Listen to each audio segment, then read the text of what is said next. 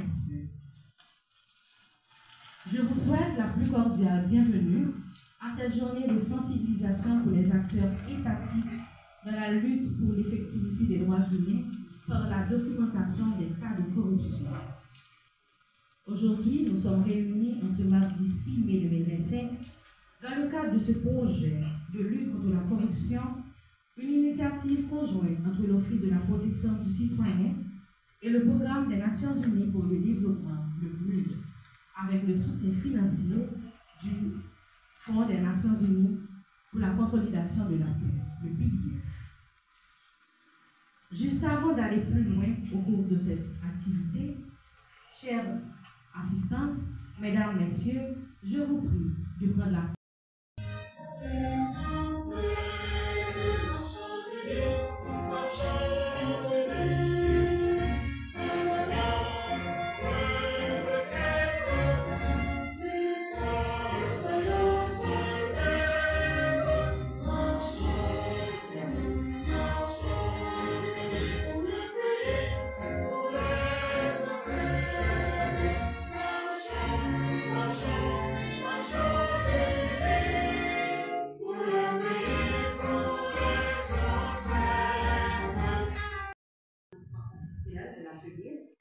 Et la deuxième phase sera la phase où on aura les discussions et la présentation du document par notre consultant.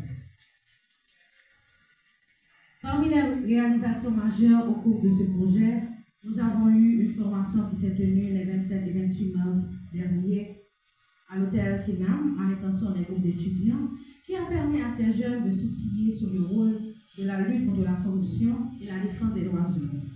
Et aujourd'hui, nous avons cet atelier qui vous réunit ici, dans cette salle, à Montana. Qui m'offre l'occasion de m'exprimer à l'occasion de la cérémonie d'ouverture de cet atelier important sur la sensibilisation des acteurs étatiques, lequel s'inscrit dans un projet très vaste visant la documentation des cas de corruption sur le territoire haïtien.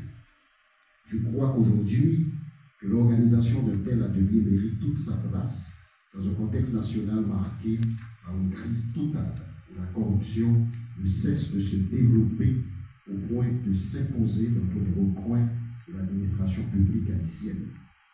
Face à ce mal endémique qui nuit la croissance économique et retarde à coup sûr le développement du pays, nous ne pouvons plus détourner le regard puisqu'il est temps d'agir ensemble.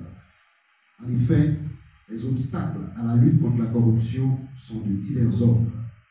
Mais l'un des plus grands défis auxquels nous faisons face dans cette lutte acharnée contre ce fléau est la faible capacité de nos institutions à documenter, à analyser et à exploiter les cas de manière rigoureuse et méthodique.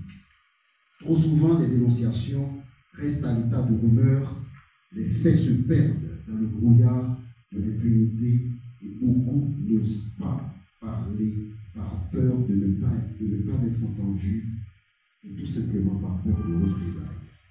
Cet événement auquel je suis associé ce matin revêt à mon sens d'une double importance. D'une part, il témoigne de l'importance de la sensibilisation des acteurs étatiques qui sont placés au premier plan dans la fabrique de la chose publique. Sur ce point, je dois souligner que mon administration a déjà soutenu et accompagné plusieurs initiatives, dont une formation presque similaire conçue conjointement avec le Centre de formation et de perfectionnement des agents de la fonction publique. Cette activité nous a permis de sensibiliser une centaine d'agents publics sur les risques d'atteinte à la probité au sein des institutions sociales de l'État. La sensibilisation des décideurs publics est donc au cœur des interventions de l'ULCC, dont ce mandat m'est confié au premier plan par la loi.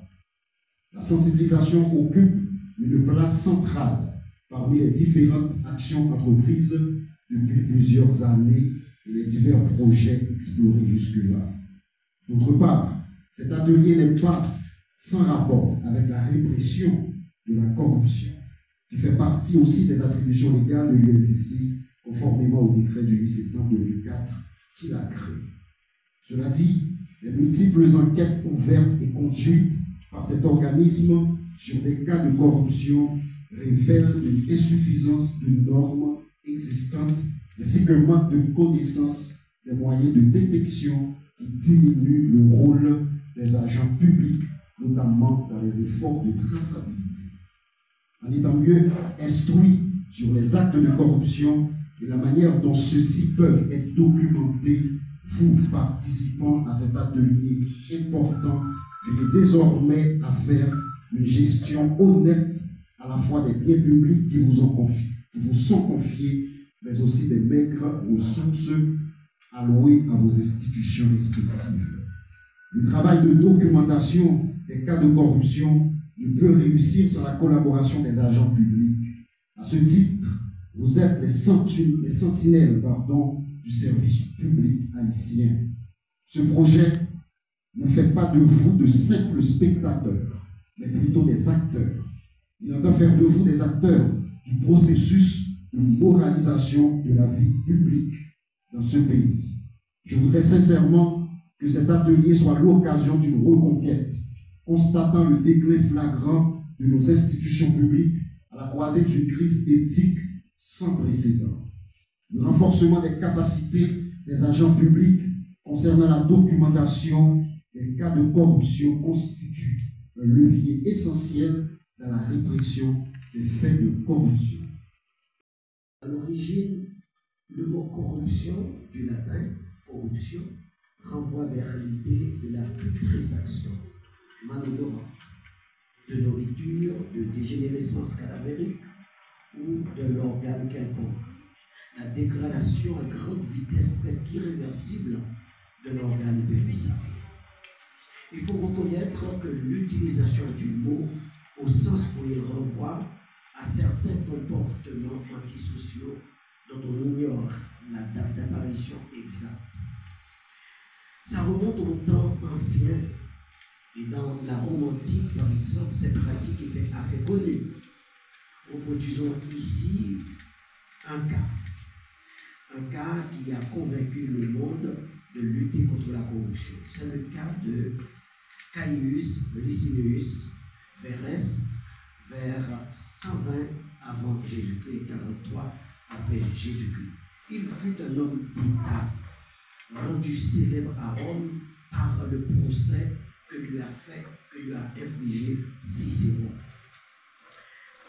Je vous demande de taper, si vous le voulez, le procès de Verres sur Google et vous allez sûrement avoir de plus en plus d'informations.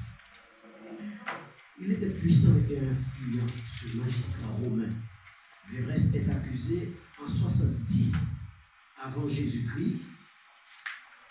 Il est accusé en 70 avant Jésus-Christ d'abus de pouvoir, de détournement de fonds, de vol d'œuvres d'art. Pour l'époque, son comportement n'a rien d'exceptionnel. Mais Verres joue la de malchance. D'abord, il a devant lui un accusateur exceptionnel, Cicéron, dont les plaidoiries sont restées célèbres. Ensuite, c'est le plus important droit, le plus important c'était le droit et la justice qui avaient triomphé. Souffrez que je vous donne un extrait. Le concept de corruption s'était déjà donc légitimé depuis l'époque dans les rapports sociaux où violait une variété d'activités à caractère frauduleux. Au gré des champs, toutes ces activités émergeaient, il s'ensuivit une large palette de sens et particularités qui donnent à cibler rôle et comportement réel des acteurs de l'État. Vu sous cet angle, la corruption et la perversion ou le détournement d'un processus ou d'une interaction avec une ou plusieurs personnes dans le dessein pour le corrupteur d'obtenir des avantages ou des prérogatives particulières ou pour le corrompu d'obtenir rétribution en échange de sa bienveillance. Elle conduit en général à l'enrichissement personnel du corrompu, ou elle peut concerner toute personne bénéficiant de pouvoir de décision, que ce soit une personnalité politique, un fonctionnaire, un cadre d'une entreprise privée, un médecin, un arbitre, un sportif, un syndicaliste ou l'organisation à laquelle toute personne appartient.